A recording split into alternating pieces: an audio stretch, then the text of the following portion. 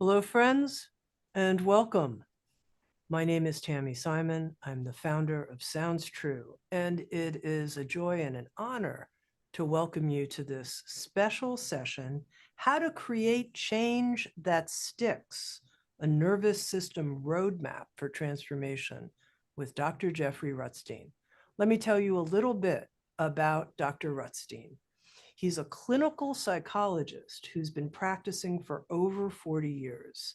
He is an expert in the area of healing and nervous system regulation, and he's the creator, with Sounds True, of a very special 9-month immersion online program. It's called the Healing Trauma Program, and we only run the program once a year, one cohort per year. And we're getting ready to start our 5th cohort of the Healing Trauma Program in just really a few days, in a couple weeks here. And we are hosting this webinar to familiarize you with Dr. Jeffrey Rutstein's approach. And with that, Jeffrey, welcome. Hi, Tammy. It's wonderful to be here. Let's get right at it. The Okay. subtitle of our webinar, A Nervous System Roadmap for Hmm. Transformation. Show us the roadmap that you use. Okay. So, um, most of us are familiar with change. Maybe we've worked in therapy, talk therapy, or we've studied habit change and we've tried to find ways to take better care of ourselves or be a different way, be less afraid of speaking up in public or taking risks. But most of us have also encountered the difficulty in having intentional changes stick, have them last. Many of us can engage in some change for time, brief periods of time. And then when our willpower and discipline and singularity of focus on that change begin to wander a little bit, and we slip out of our ability to continue doing. I believe that a missing piece of understanding what helps foster change and what helps impede it is that only recently have we been really beginning to understand the central role of our nervous system in creating both the problems that we encounter in life and the ways that we can partner with our nervous system to create much more ease, much more comfort, and an increased ability to relate with ourselves and with others. So the nervous system is comprised of a few different parts, and one of the parts of the nervous system is called the autonomic nervous system. And this primarily controls our survival responses. Some of the responses, like breathing, digestion, maintaining body temperature, and blood pressure, these are all things that are done automatically without our thought. We're dependent on them. Another resource of the autonomic nervous system is that it engages us in behaviors and states that promote our survival. So, of our two protective states or areas that we can source our nervous system energy from, one of them, the high energy states, is fight or flight. And so flight is nothing more, nothing less than fear or anxiety. If you go up the scale in flight, it turns into terror. And fight can start with frustration and go all the ways up to rage. Anywhere in those places, we can pull that energy. We can be a little annoyed, we can be very reactive, or we can be a little worried, or we could be terrified. When we're in those states, we're going to be driven by the state. Our reality is going to reflect how that state is impacting the way that we see ourselves in the world. And if we're in the low energy defenses, the tendency to shut down, collapse, withdraw. Many of us may notice those times we feel like going back to bed and pulling the covers over our head, or feeling like I can't do one more thing, or I can't finish reading this, or I'm overwhelmed and I don't have anything else to give. And when we head into that space, which all of us do at times, that's one of the quickest places too that we'll lose all motivation for following through on changes, because we get discouraged with ourselves and the world, and we just kind of want to draw, right? Withdraw. So there's a middle place, right, that we also visit, and that's our zone of regulation, or window of tolerance. In polyvagal theory, this is called ventral vagal regulation, but just regulation is good enough. And in this space, we have enough energy to be engaged in life. We have a capacity to be able to settle and relax a little bit. But when we're having at least a few toes in this regulated place, we're capable of connection, creativity, perseverance, compassion, motivation, follow through, the ability to value our well-being, versus if I'm in fight or flight or shutdown, I'm not in my body, I'm not cared about how I feel. I just need to fight the danger, run away from the danger, or disappear from the danger. So those three things, that's just a really small thumbnail of a look through the nervous system. But most of us try to power through our nervous system and ignore its signals. So on a day you don't feel like, I'm just going to give an example of maybe you wanted to work out, engage in some exercise. You decided last night you're going to set your alarm and you're going to do it. And the alarm goes off, and then you find yourself not wanting to get out of bed. It's too cold, not wanting to do it, and going back to sleep. And then getting up later and feeling judgmental, disappointed, maybe a little guilty that you didn't follow through. Well, one of the things, right, is that the night before, when you made your determination, you were in a state that it felt accessible. If that right then, if you woke up 5 minutes later, you probably would be able to go to the gym and do it. But by the time you wake up in the morning, your body is in a very different nervous system state. It moves in and out of different states all through the day. And if we're not aware of that, we'll keep thinking it's us and I'm losing my motivation, or I'm broken, or I can never follow through with something. But the truth is, every one of us will encounter this variation in both our state and the energy that we have fueled by that state to engage in activities of our life. It's interesting that stuff that's demanded of us, like for work or caring for others, almost always can get us energized, even if we don't feel like doing it, because we'll get pulled into, our nervous system will perceive some kind of an lack of safety if I don't work hard or perform hard. And so I'm going to get, my nervous system is going to pull me towards, or move me into, shift me into this fight or flight state. So I can use some of that energy to persevere and get something done I don't want to get done for work, for others, because I have to. But many of us don't access that energy when it comes to self-care, or we access it infrequently.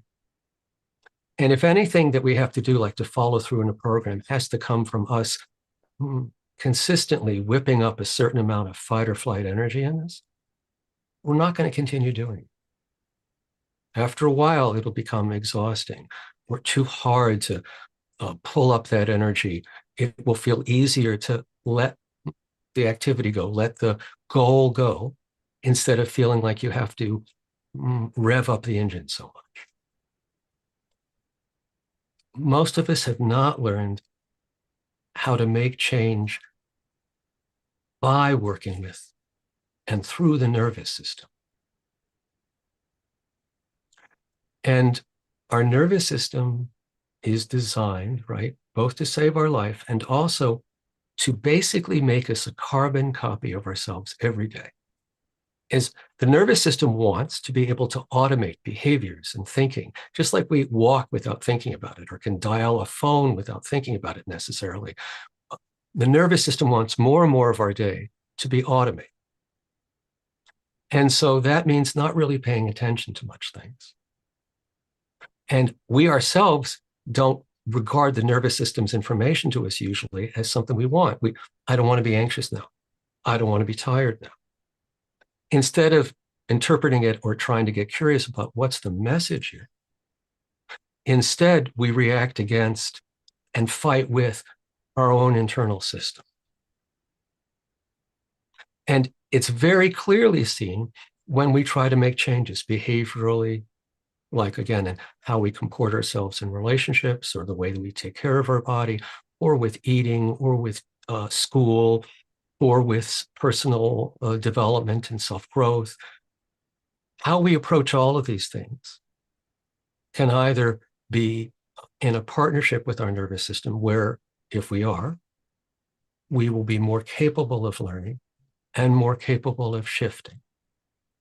And if we're in opposition to our nervous system, we will immediately begin to notice much more struggle, much more difficulty, feeling blocked, or intending to do something but can't.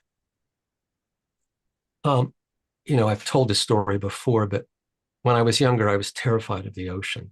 I wanted to go in. My friends were all going in. I wanted to go in and swim in the waves. And I read all these books about getting over fears and phobias. I was talking about it with a therapist at the time, and I even studied some self-hypnosis. And I got to the beach, and I did this, I don't know, 10 or 12 times in a given summer. And every time I got there, I was determined to go in. My feet would touch the water, and my body would freeze. I couldn't take a step. And I immediately became, everything that I'd learned had flooded out of my mind. And what flooded in was panic, was desperation. My heart started racing. I started getting more rigid. My body got tense. And I definitely had no desire at that moment to go in, and actually felt it was profoundly unsafe. So that's an example of how our nervous system, in spite of our intentions and our preparations, our nervous system still drives the bus. And your autonomic nervous system, by the way, is responsible for depression, post-traumatic stress disorder, anxiety disorders, sleep disturbances, eating disorders. Almost any kind of interpersonal struggle is supported, augmented, and amplified through our nervous system. And so working with our nervous system is actually beginning to work with the actual driver of the vast majority of our behavior that we're unaware of. We think we're rational people and we get to decide, I'm going to do this today, like I was going to go into the ocean. But your nervous system runs on a different setting. It's not caring about what you want. Your nervous system only's job is to get your genes to the next generation. So if it perceives something is unsafe, no matter what your brain thinks, your nervous system wins. It will stop you from doing it. Unless and until you know how to talk with, interact with, communicate to the nervous system in a way that helps it find safety. Because the moment that the nervous system finds safety, the moment that it begins to come towards that regulated window of tolerance state, choice opens up to us. We can work with our fear. We can work with what we want to become much more in touch with our more of us, versus whenever we're in a defensive state, fight, flight, or shutdown, we're actually in a very, very reduced sense of who we are and what we are. We have very little contact with the fullness of ourselves. And in that moment, like if I'm in rage, all I am is a circling cyclone of angry thoughts. I'm not thinking about my body. I'm not thinking about food at that moment or the weather. I'm just totally absorbed in this flurry of anger. So a roadmap for change that includes the nervous system begins with some learning about the nervous system, its job, and these 3 different states that we all move in and out of throughout our days and throughout our lives. if someone has had trauma or strong adversity growing up, your nervous system will likely spend more time in the dysregulated states of fight or flight or shut down and collapse, and will spend relatively less time in the regulated state of the window of tolerance. And the more time we spend in dysregulation, the harder it is to get certain things done, and the harder it is to break habits, because the more we're being run in the defensive states, fight, flight, and shutdown, the less conscious choice we have in that moment unless we recognize it. The more we're running a program that is just taking us over. Again, the nervous system does this without your consent. It does this because it's designed to save you faster than you can think about saving yourself. Your nervous system responds faster than a thought. So as we take a nervous system perspective into account, we then look towards two things. Change and learning are the most possible when we have some sense of safety. We don't have to feel 1,000% safe. We don't have to feel 100% regulated. If we can have, Deb Dana uses the phrase, if we can have a few toes in regulation, and I like that, meaning just enough, just to touch in, gives us choice and allows us the freedom to begin to create new habits, new neural networks. And a lot of our nervous systems harbor a belief that we're not good enough. Either we don't deserve to make the change, we won't stay with the change, or something along that line that also helps at times demoralize us from doing this.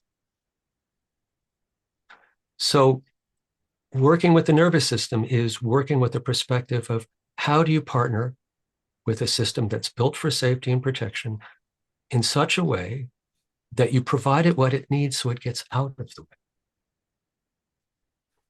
So going back to the ocean, I finally made it in several years later when my brother, who had had a child at that time, and I and my wife and his wife were at the beach. And he went in and he said, "You want to come in?" And at first, like, I froze.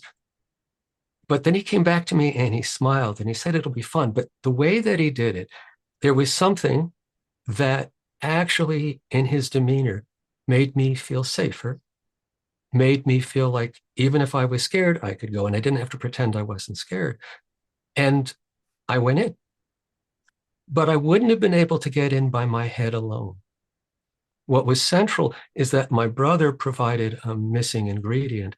So my nervous system felt much more settled and safe with my older brother than necessarily with my teenage friends when I was trying to go in a few years before that. So as we find our way to safety, and there's certain practices that you can do to help down regulate the nervous system, help move it towards regulation, or help it raise up from a shutdown and collapse low energy place, we then find our way towards regulation and towards choice. And to change and grow from a place of regulation versus a place of desperation or judgment. I have to change. I'm horrible. This can't go on. I can't stand myself. When we approach change from that level, it's not conducive to supporting long-term change. That may get you motivated and fired up for a brief period, and then that self-flame will extinguish because, again, it's a defensive state. But if we can engage with things from a regulated state, we have a better chance of continuing with them. And then also on the days that we're deep in fight or flight or deep in shutdown and collapse, and it's really pulling us away from exercising or doing what we want to do for the change, we can begin to notice it's the state that's pulled us out. And we can do things to help shift our nervous system back to a place of where we become regulated, connected, and resourced enough, safe enough to actually engage and change. We won't change and we don't learn if we're not safe. So children that are terrified in school, for example, have an impossible time memorizing math. Matter of fact, in psychology testing, one of the things you can do is give math questions to a child, and depending upon the level of difficulty, it's one of the signs of anxiety, because learning math requires ability to not be so anxious that you can keep ingesting new information and remember. That's one of the things that being anxious stops. It stops learning.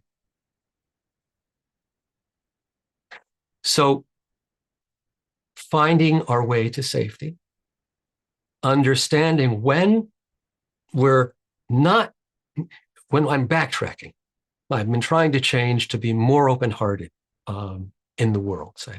And I find that, and I'm feeling sulky or angry or withdrawn or screw the world that day. Instead of hating myself or judging myself or feeling, okay, well, there goes all the progress or everything, I'm able to say, oh, I'm in a fight or flight state. I'm really anxious right now. And so I'm not going to be in a place where I'm going to be in touch with that. Of course, I'm going to stray. And if I want to come back, I can. And that's a combination of doing some practices that help reorient us back into this moment in our body, grounding in, and also learning an element of turning towards something with kindness. Some of us do see what's going on inside of us, but we're profoundly harsh about it. And anytime that we're harsh, judgmental, critical, shaming about what we're noticing in ourselves, that stops growth. No one changes lastingly because of shame. We just don't. Our nervous system can't maintain that particular energy for a change forever. It just doesn't. So also learning how to turn towards what we're feeling, facing, being aware of in our body or mind with a sense of kindness versus our usual tendency and habit, which is to react harshly and get angry, get more into fight or flight, or drop deeper into shutdown, collapse, and withdrawal. Because we want to get away from it. We want to fight it. So learning how to turn towards our nervous system without dysregulating it is a way of learning how to relate to your nervous system in a more effective manner, where you're actually partnering with your body, with your built-in protection system, so that you can achieve and live the things in your life. And it wants to support you in that, as long as you can help it know it's safe to do these things. And that's where we can come back in. If you don't understand, for example, the safety piece that the nervous system is always searching for, you may have all the information, read all the books, been in therapy for years, everything you need to know, and you won't understand why your body is still prohibiting you from actually taking that next step or being consistent in that step.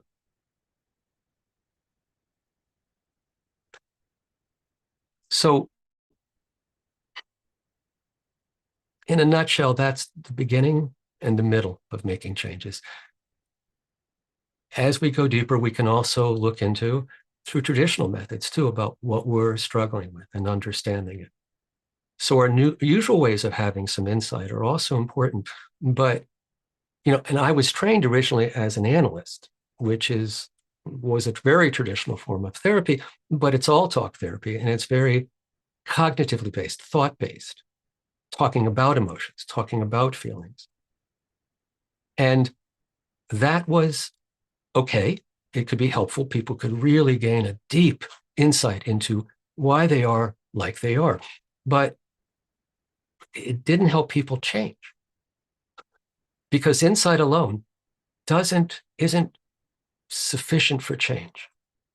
We need to also work directly in the body with the blocks of the nervous system, not the psychological blocks, though they can be there too, but most specifically, the physical nervous system ways that we make it so we can't follow through. And we turn that frustration and despair on us, that blame on us. In a nervous system perspective, you would be anticipating and seeing, oh, I know I'm going to get disappointed, and I know I'm going to start tumbling. That's what my nervous system does when I start feeling I'm failing myself. I first have to find my way back to a little regulation.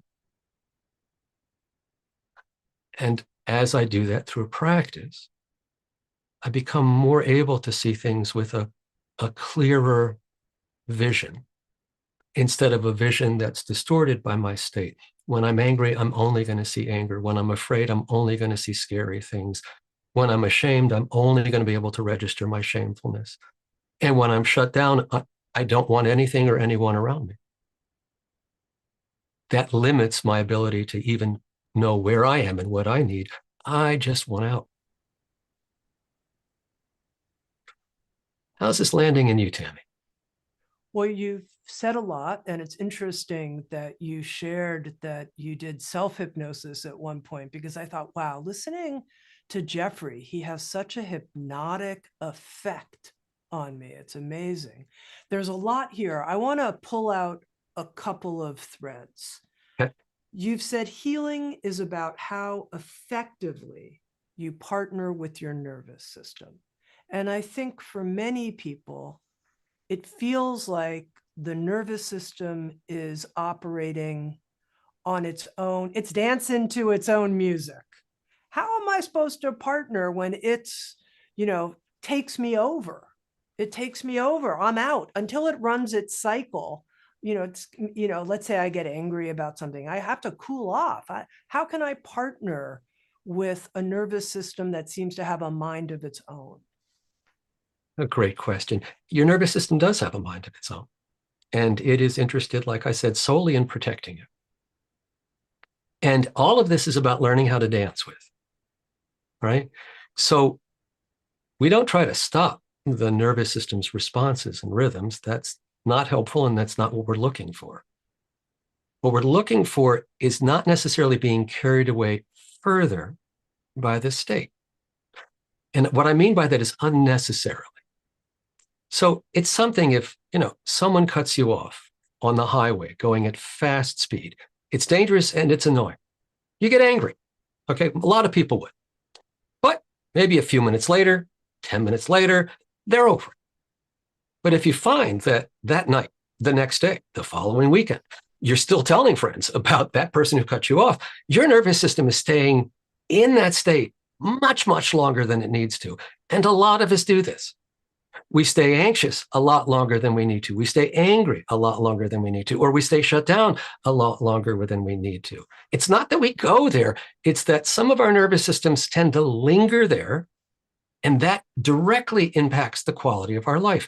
If I'm living through either fight or flight or that shutdown and collapse, either of those zones or both of those zones, I'm going to be unhappy. I'm going to be struggling and suffering. I'm going to be in emotional pain. I'm going to feel like I'm not in control of my life or myself. And I'm going to end up feeling shamed. I'm broken. I'm a mess. Other people seem to control themselves better, or they seem to.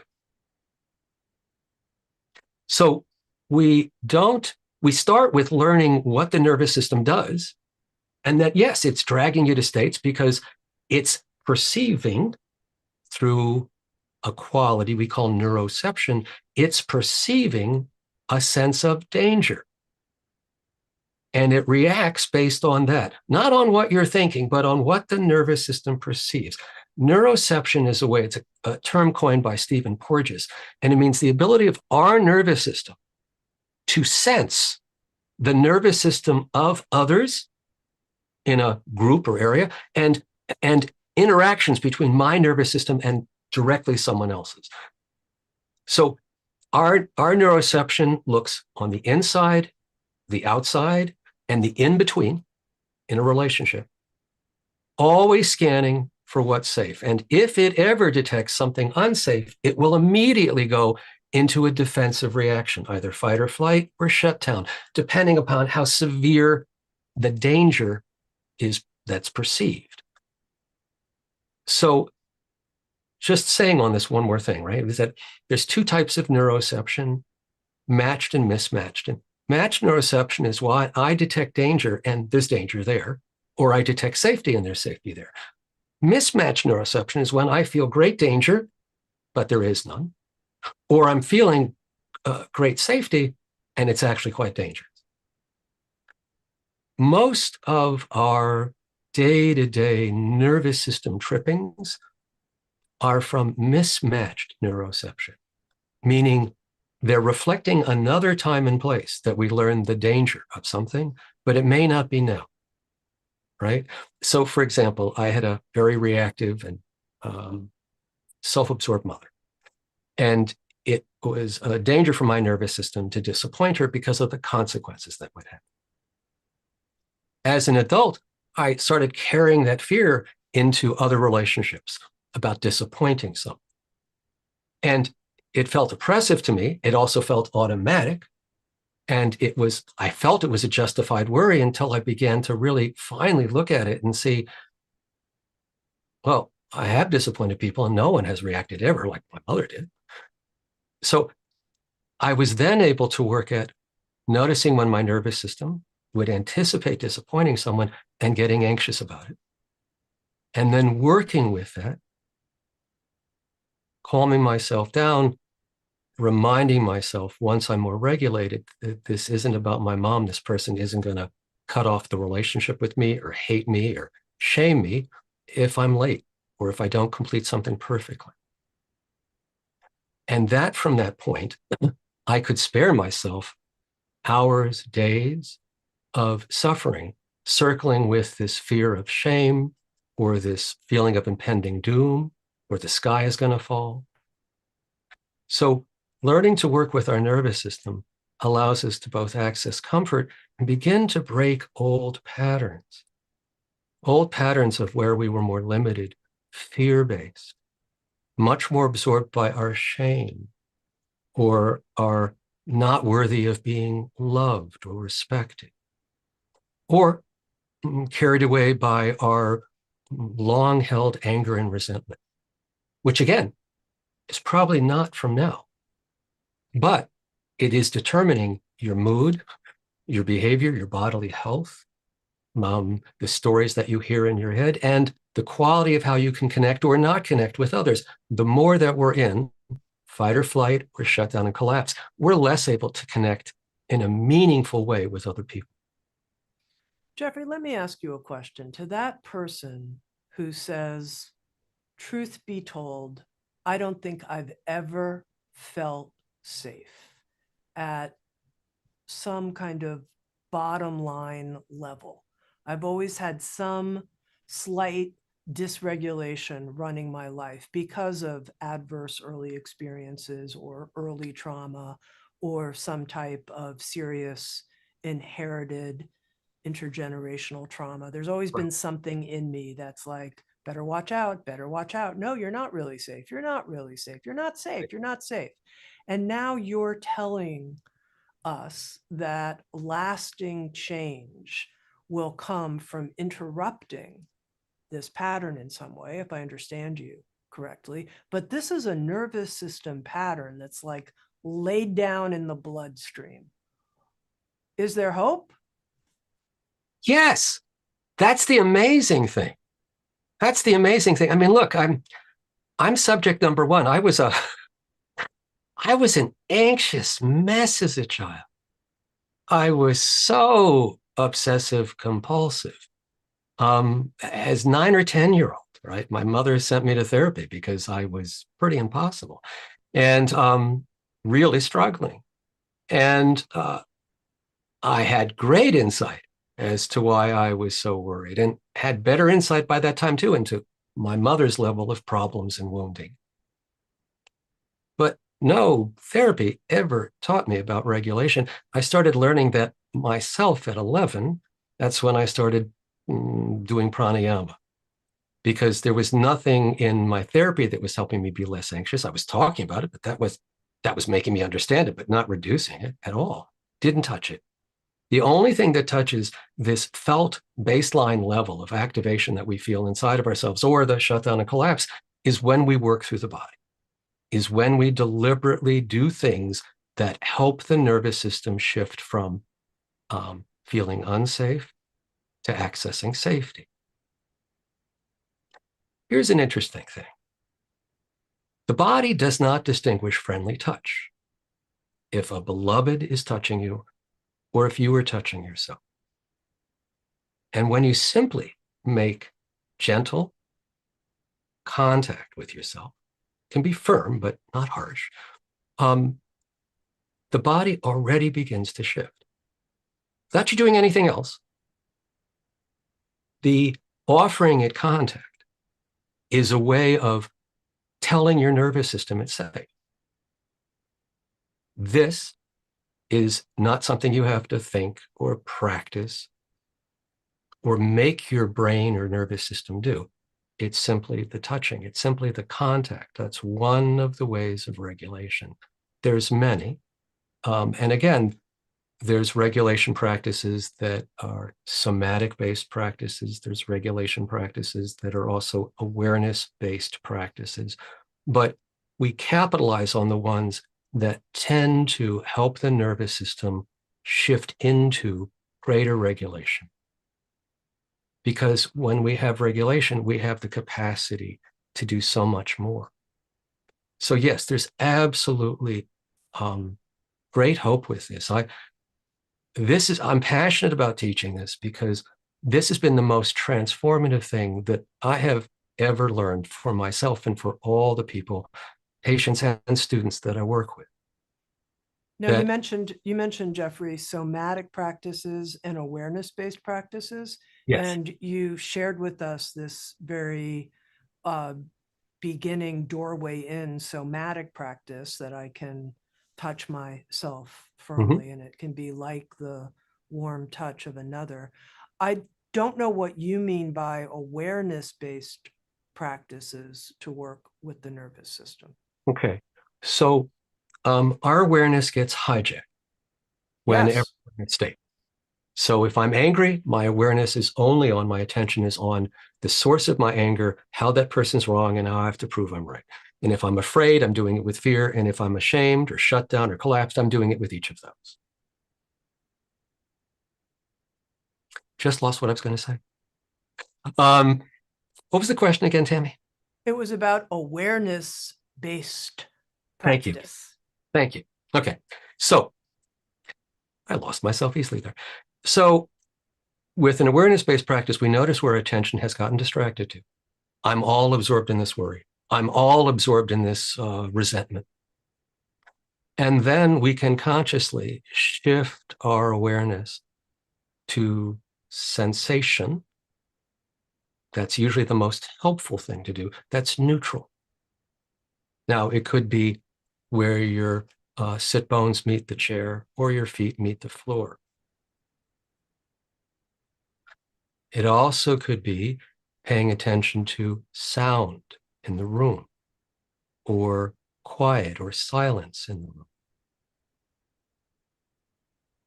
For example, if you pay attention to your ears right now, you'll notice that one ear is hearing a little bit more sound than the other ear is. Just by paying attention to which ear is hearing a little bit better the way that your head is turned towards the speakers right now. Just doing those little things directs our awareness away from outside scanning and thinking that takes us into the future and brings us back into a present moment where we can slow down and regulate. Because at some point, like state drive story, so if I'm angry, I'm going to start thinking angry thoughts. But once I start thinking angry thoughts, it keeps the state of anger going. The more that I sort of rotate in the thoughts, the more that I pour coal into the boiler of my anger and keep it fired up. So taking my attention away from that begins to draw some energy away from the anger, the state, and help shift me towards attending to things that will not keep giving me the signal of unsafety. If I keep thinking of an angry story, I'm going to keep getting angry and I'm going to keep feeling unsafe. I have to get angry to protect myself or to show this person what matters or to tell them that they can't do that. Right? So shifting it like to hearing, to sensation, even the idea, and some people are more able to do this than others, feeling the space between the front of your body and the front of your screen in front of you, whether you're holding a phone or it's your computer or your television. See if you can just feel a very subtle sense of the space between you and what's in front of you. These little techniques are ways of um, finding a path to regulation that are quick and that don't take a tremendous amount of effort. Because the more you effort at something, the more likely you're going to activate a defensive state. If you're really fighting to keep your attention somewhere, it's not the best way to do it, right? This way of working with the nervous system, and similar to meditation in general, is approaching it with a soft intent versus a harsh, intense, I'm really going to master this right now attitude, because that just doesn't work. Jeffrey, one of the areas of expertise that you have is helping us understand how shame links to trauma and how we can start to work with shame-based states when they arise, and how that's a really key component of this nervous system roadmap. And I wonder if you can explain that, because there's a way that you focus on what you call softening shame as part of the healing process. Really, I've never heard anybody describe it quite like you do, and it's extraordinarily helpful. Thank you. So in my experience, both for myself and for all the folks I've worked with, the longest reaching legacy of having trauma in one's life is a heightened sense of shame sensitivity and shame vulnerability, that it's just easy for people who've had trauma to feel shame. The intensity of the experience, the traumatic nature of an experience, is part of what raises our shame sensitivity and shame vulnerability. It just seems to go physiologically together. But if you have very strong shame, then there's a increased likelihood that in addition to adversity or trauma, people actually may have said things to you that shamed you.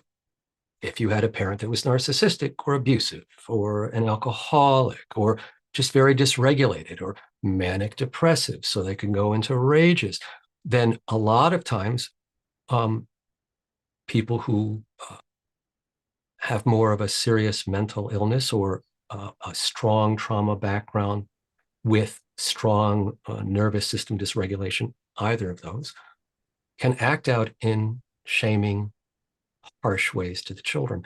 And so trauma itself spikes shame, but many of us have also been told that we're shameworthy, that there's something wrong with this, that we're too sensitive, we're not strong enough, we're not disciplined enough, we're not adult enough, we're not man enough, we're not woman enough, whatever it is.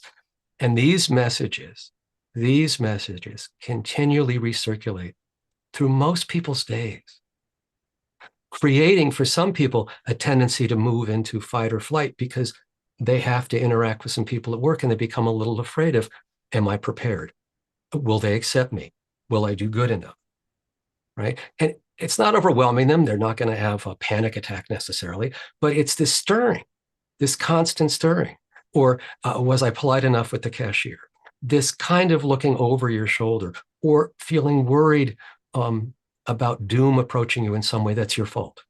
Finances, planning ahead, other things like that. And our feeling that I wouldn't be in this situation if I had done better, made more, or been wiser about money, or whatever it is, we blame ourselves for the problem. And to me, that is an expression of what I call this trance of shame, this sense of an underlying unworthiness or brokenness or incompleteness that we don't necessarily always live in, but for many of us, it can come up easily, especially when you want to change and then you don't, you start shaming yourself for not changing.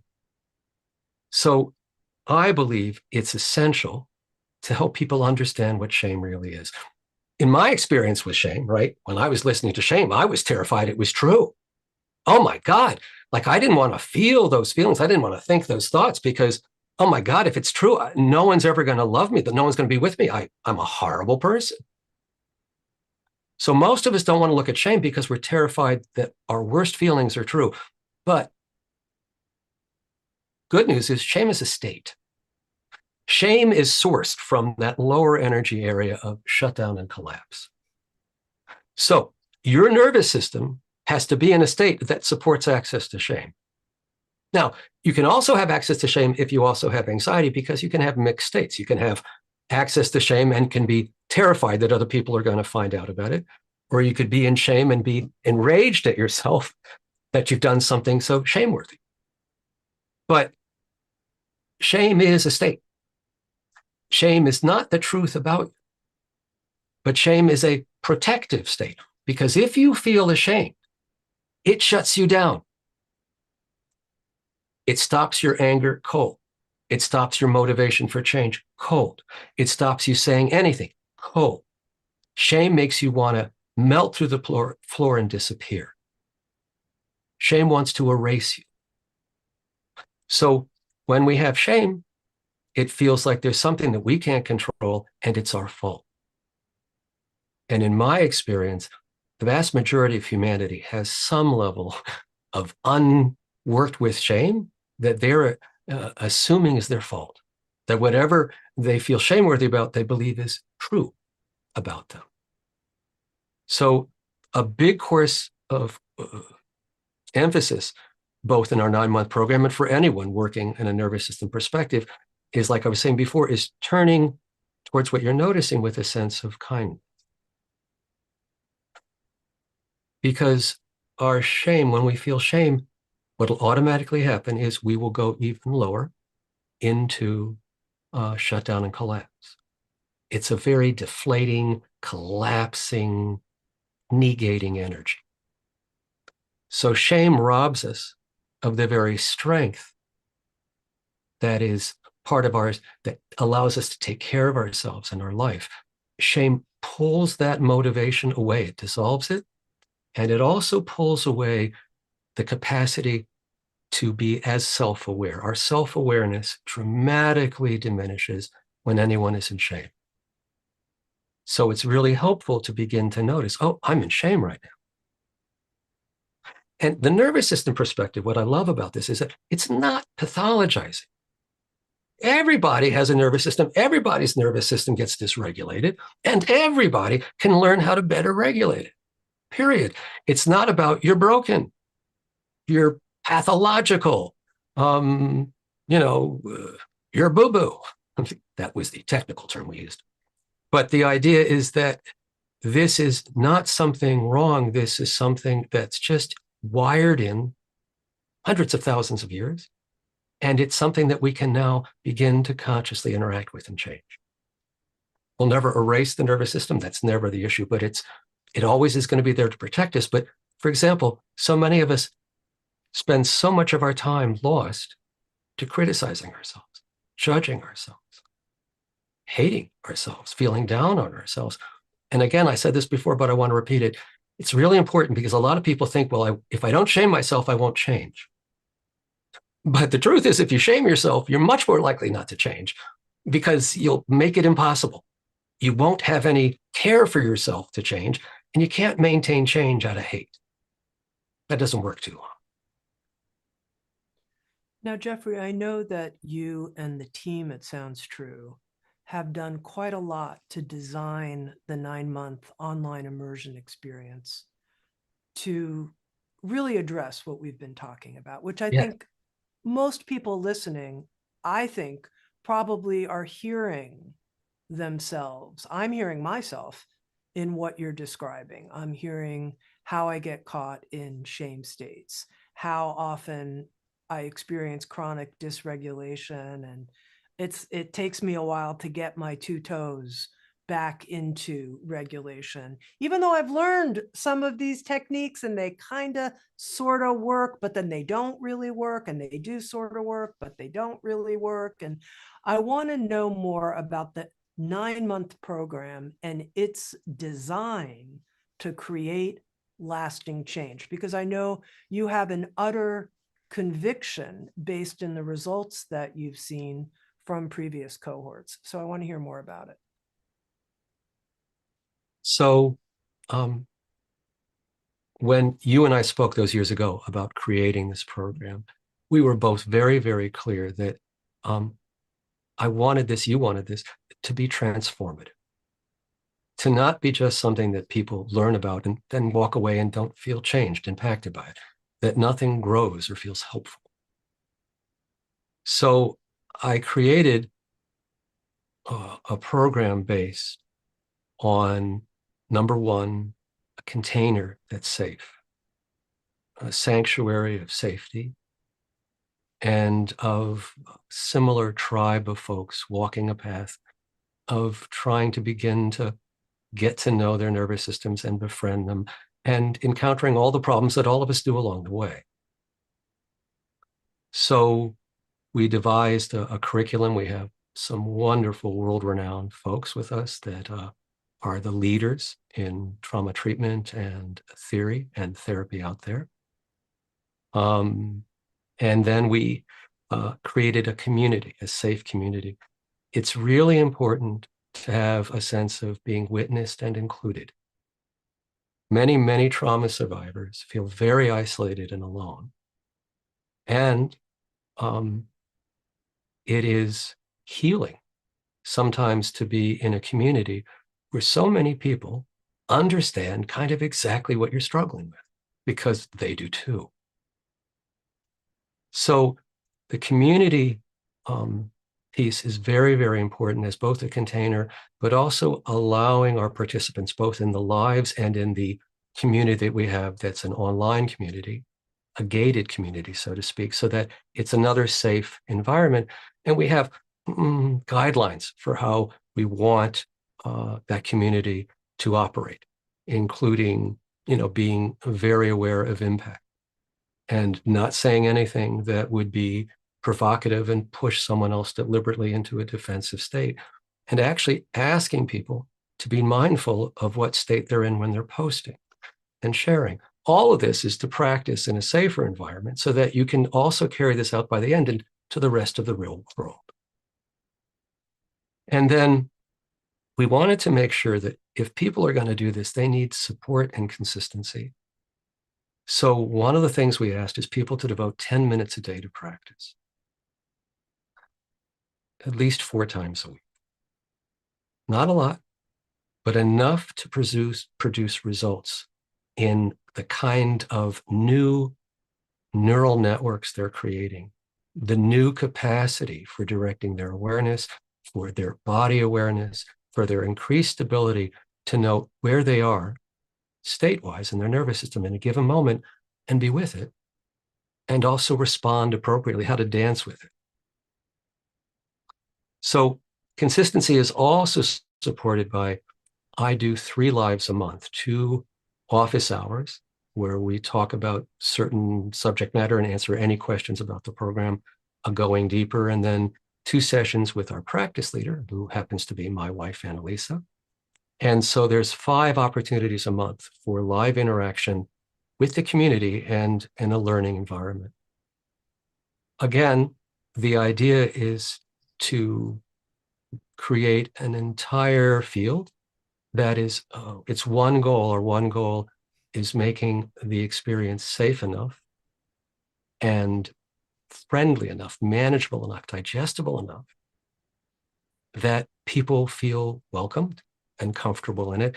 And what we say to every participant is to go at their own speed, because people don't feel safe if they have to do something fast. Okay, you got to catch up. You got to do this. That's not it. People will have the material in this program forever, and they can do whatever they want during that year. They can just attend lives. They can attend a few lives. They can do some of the material. They could do some of the practices. Really depends on what someone's nervous system is ready for, how much change they feel ready for, and the point in their life. Like, we sometimes in our life have more time and sometimes have less time to devote to things. But we wanted to create this. 9 months is like coming to term with a human child, the idea is that this is an attempt to give you enough time to learn this in your marrow. So it's not just intellectual information. And that's why the emphasis here is on somatic learning, experiential somatic learning. Things are taught cognitively as well. But where everything begins to come together is when we're embodied as we're interacting, when we're embodied, when we're going through our day. And if not constantly embodied, remembering to drop in. Because that's where we get the data about our state. That's where we get the information back about what's our nervous system doing. And, Deb Dana has a great quote that says, your nervous system doesn't tell you who you are or what you are. Your autonomic nervous system only tells you how you are. And often we think instead it is it's telling me I'm bad. It's telling me I'm not enough. And instead, no, it's just saying right now, you're feeling threatened, or you're feeling ashamed, or you're feeling angry.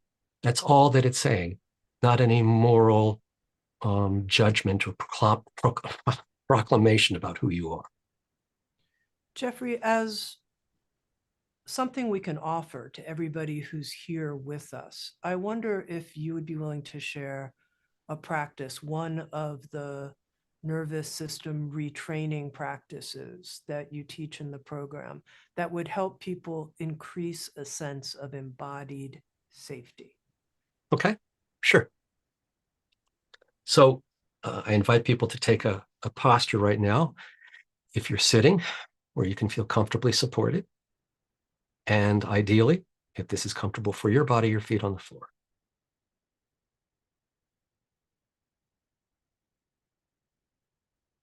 And if it's comfortable, you can allow your eyes to close down or to close 2/3 down with a soft focus, whichever feels more comfortable for you. But this invites us to go in a little bit more. And first, I'm just going to invite you to notice if you can feel where your feet make contact with the floor. I'm going to invite you also to slide your feet a few inches front and back, just to see where your feet and your ankles feel the most comfortable right now. Give you the most comfortable sense of the floor and the ground beneath you.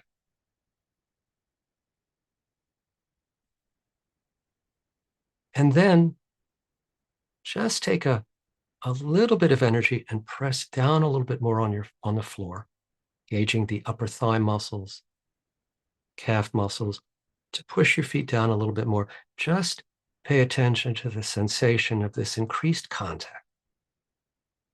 Don't think about it. Don't analyze it. Just see to the best of your ability if you can simply notice and sense what the sensation is.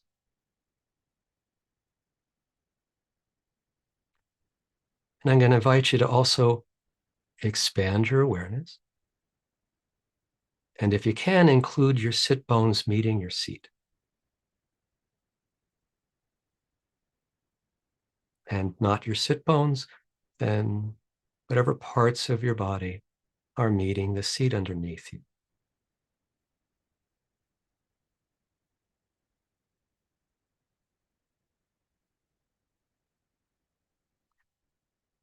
And the breath is a very powerful regulator. And if you start to shift your breath so that your exhales are slow and about twice as long as your inhales are, you are, again, shifting the nervous system towards regulation. Sustaining the out breath down regulates respiration, heartbeat, and the basic activity level of our nervous system. It helps it soften, relax. So just gently lengthening your exhale.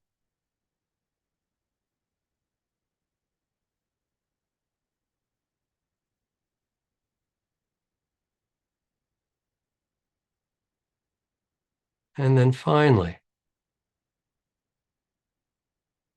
take one hand and place it on your chest. and the other hand and place it on your cheek and face. This is called the face-heart connection. And I'd invite you to try it one way and then try it the other before you settle in, just to see which way feels best for your body. And here I'm inviting you to see if you can allow your attention to rest, where your hands meet your chest and face, and how your chest and face receive your hands. Just being close with the sensation.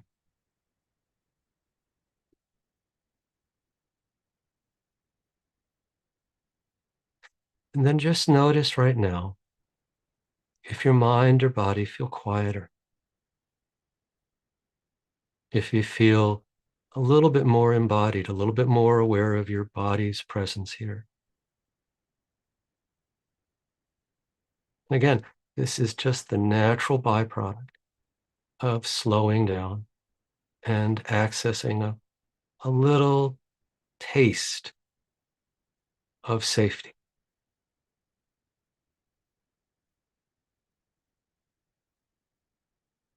And when you're ready, you can put your hands back down and open your eyes. So when you mentioned, Jeffrey, having people do 10 minutes of practice a day, is that an example of a practice that I might spend a period of days working on and then Mhm. come to one of the sessions with you 3 times a month or with the practice coordinator, Annalisa, and do it together in a group and ask questions? Am I getting the kind of Yes, rhythm of it? yes, yes, because everybody struggles with this. We're not born to learn how to regulate our nervous system, but it's something to do. So to support that learning process, that's why we do a lot in community as well, because it both helps with the learning and so many people end up having such similar questions We and had struggle. somebody write in about chronic pain and someone Mhm, else wrote in about physical tension. And mhm. I'm wondering how you address both of those in these somatic body-based practices. Like I have so much tension in my body, or I'm in chronic pain. Doing these practices puts me in touch with how much pain I'm in. Right. So the way that I look at pain, right, is that there's primary pain and secondary suffering. So our primary pain is whatever is going on, a broken bone, or myositis, or an infection, or a sore throat, or something else, a wound. And that's pain, and there are ways of dealing with pain. But often, what intensifies the pain and really messes us up is our secondary reaction to the pain, which is often physical and emotional. So the first thing we do once we've noticed pain is we contract, tightly contract. And if anyone has ever had muscular pain, like a pinched muscle or nerve, and then you start getting tight, it intensifies the pain. That's true with almost all types of pain. The more that we contract and react by getting scared, wanting to go into fight or flight over it, which is most people's initial reaction, we intensify this pain. So it's helpful to come towards regulation so that we're not in fight or flight, so that we lower our arousal a little bit, like we lower our shoulders and we settle. The moment that I'm a little bit more regulated, I can handle the pain differently. It doesn't disappear. And part of the amplification of the pain is my mind going into these fear-based stories. How long is this going to last? How bad is it going to get? Will I be able to get well by then? Is this going to cost too much? What are going to be the consequences of this? And that's what actually amplifies and deepens our pain. So we can learn about how to relate to the original and initial pain and not tend to amplify it, because that's a nervous system reaction. And in that moment, it's actually not helping us. It's trying to get away from pain, but like we can't run away from ourselves. So There are somatic practices that help increase regulation. There's also compassion. There's a profoundly strong element of learning and growing self-compassion in the program, because that's the antidote to shame.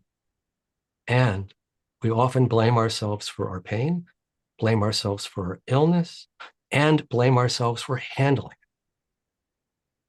it. And so learning how to generate and offer ourselves self-compassion instead of cruelty and criticism helps reduce our pain and allows us to be with it. Because for many of us, pain is going to be somewhat chronic in our life. That just is it.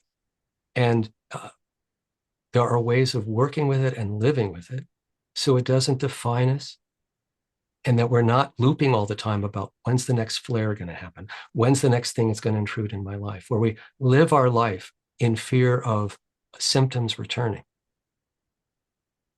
So I think that a nervous system perspective offers everyone, including and perhaps especially people with physical pain. And most folks in the program also have either some chronic illness, not all, but lots of folks with trauma have a history of chronic illness or chronic pain or both. So again, this is something that, along with everything else, is one of the common costs and legacies of trauma and of chronic dysregulation, and ways of working with it, both emotional and physical pain, are very similar. Friends, I want to let you know that the Healing Trauma Program, this 9-month online immersion, we only run it one time a year at Sounds True, and the opening event is on January 30th. So there is still time for you to join us. As Jeffrey mentioned, there is a tremendous guest faculty along with Jeffrey's guidance through each of the 9 months of the program. Dr. Gabor Mate contributes to the faculty, Thomas Hubel. We've mentioned polyvagal expert Deb Dana, Ruth King, Ariel Schwartz offers polyvagal movement practices. Peter Levine, the founder of Somatic Experiencing. We've gathered teachings and practices from this tremendous guest faculty, and Jeffrey anchors the entire program with his guidance and leadership. I was talking to Jeffrey the other day, and he shared with me that he is turning 70 this year. And I thought to myself, this is the chance, the Healing Trauma Program, to learn with somebody who's devoted his life and has become a master, really, of nervous system regulation. It's a rare opportunity. So I invite you here to join us if you're interested. Now, Jeffrey, before we end, I imagine someone thinking, well, I don't know if this is going to work for me. And I wonder if you could share a story or two of people's transformation through the program. Sure. By the way, I want to say this. You're going to talk about your 70th birthday party and how we're all invited and stuff Yes, like that? absolutely. Tammy's cooking, and it'll be at my house. I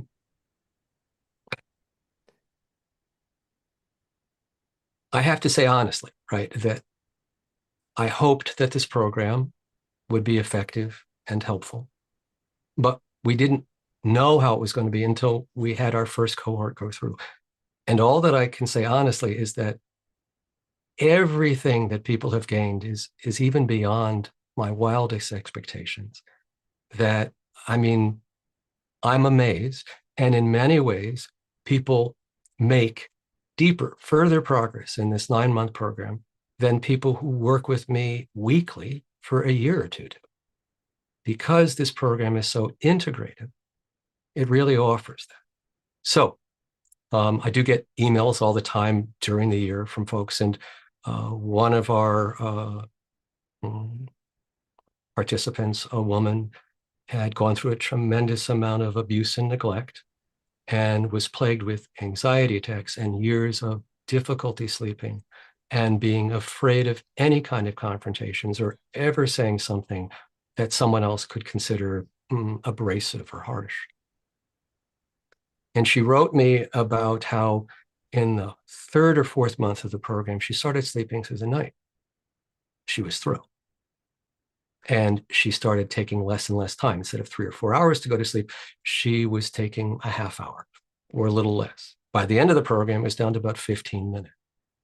But more importantly, she later on wrote me again, and near the end of the program, that she had had a very big gathering with the family where there was a lot of confrontation going around. And in the past, she would have left, started crying, not said anything. And instead, she was able to be present. She remained grounded. She remained in her body. She remained mostly regulated. She could watch her anxiety go up. She could watch her fear of it getting worse go up, but she was with it. She was able to even say some things in this interaction that she had never before been able to say, and without terror. So for her, this was a freedom of not being controlled by her panic, by her constant state of being in high levels of flight. And she attributes this to several factors. One is the consistent practice she did, really taught her nervous system.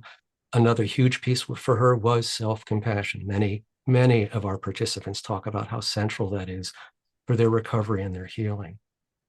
And finally, also being able to share her truth in the community. She pinned to being able to tell her truth to people outside the community, to like people in her family. So I think that that's just one story. There's another story of a gentleman who's in our program, very, very bright man, also went through very long periods of abuse and had never really felt entitled to live up to his potential. That because of his shame and because of his depression, he felt that he should settle for crumbs in life, for less pay than deserved, for other things, and never what he felt he might actually want, because that was just out of the question. One of the most important pieces of the program for him was the work on self-compassion and understanding and beginning to unhook his shame, because he became aware of how much his shame was strangling him, was preventing him from living his life, was making him feel most comfortable being an assistant versus a leader, being a second in command or a third or a fourth in command versus the guy who drives the bus, who really decides what's happened. And he decided to make changes and started allowing himself to take on more power and to risk some ventures, entrepreneurial ventures on his own. And that to him felt like a life he had been wanting, but had been too afraid and too entranced by his shame to realize he could actually have it. You know, Jeffrey, one thing I want to ask you is just interesting before we end is someone wrote in the chat, I don't relate to all this talk about shame. I don't relate to that. And, you know, when I first encountered you, believe it or not, I didn't relate to it either. I was like, why is Jeffrey always talking about shame, trauma and shame, trauma and shame? I know my nervous system is really dysregulated because I'm always vigilant. I'm always looking for the other shoe that's going to drop. And I'm always afraid someone's, you know, so I know I'm like, you know, and I'm a hyper overachiever because if I don't, you know, what's going to happen to me, the world will fall apart. So I knew all those things, but I wasn't in touch with the shame piece. And I wonder if you could just address that. How is it that for some of us, it's that aspect of the experience of our nervous system dysregulation is hiding in some way? Because most of the time we'll pay attention to the activity and crispness of thinking when we're in fight or flight. So when we're in fight or flight, we'll see the worry as either logical and real. I have to worry about finances, or I have to worry about the other shoe dropping, or I have to do this. We don't think it's shame, and we don't think it's excess. We just think it's something we have to do. Any conscientious, prudent person would be doing this. And a lot of people don't actually feel or sense the shame beneath it.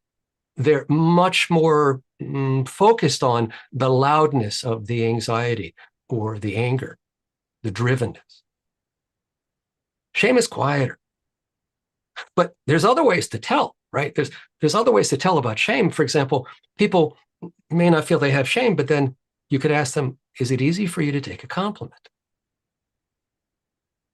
because people with shame issues have a hard time receiving compliments. So little things can point to shame. And especially if someone begins to look at, well, why are you so driven to have to be perfect? Why are you so driven to make sure you know and are vigilant for the other shoe dropping?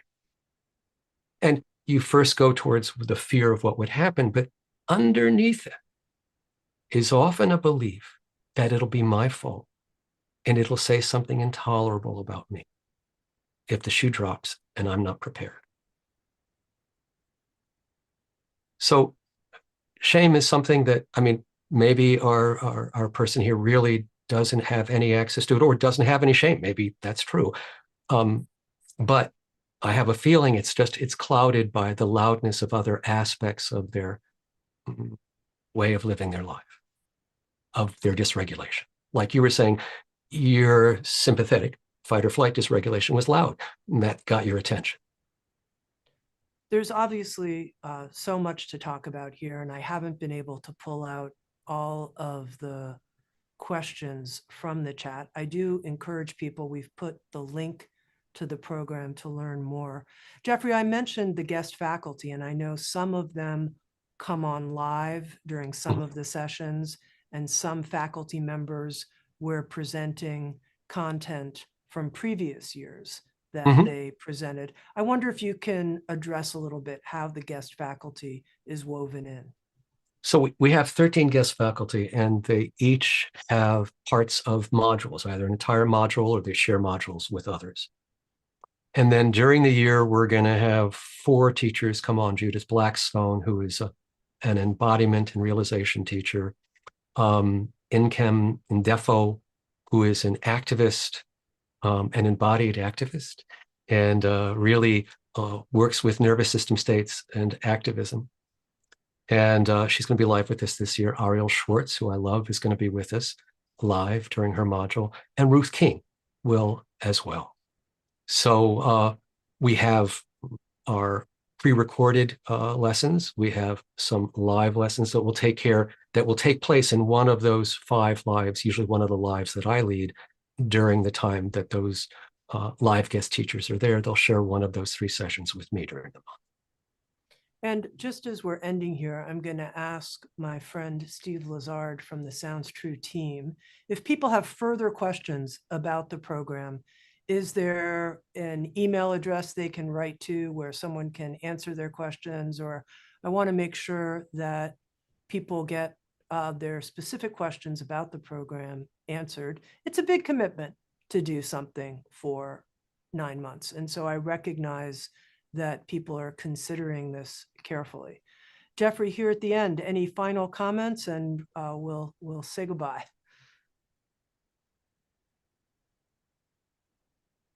I really want to invite the people that this speaks to check this out. I'm really very proud of what we've put together here, and feel this sense of heartfulness about the path that it offers. So if this speaks to you, we won't be doing this program forever. So check it out now. And I do see that the email is here, htp@soundstrue.com. So you can write to that email address if you have further questions about the design and anything about the program. Jeffrey, thank you so much. Happy 70th year. Thank you. Thank you for offering yourself so fully, as I know you do, to the participants in the program. You give your all, your full heart and all of your expertise. And it's something I love to see, someone pouring out their gifts like that to the benefit of others. Thank you all so much for being with us and for your own commitment to nervous system regulation. Gosh knows it's what we need. Thanks, friends. Thanks, friends.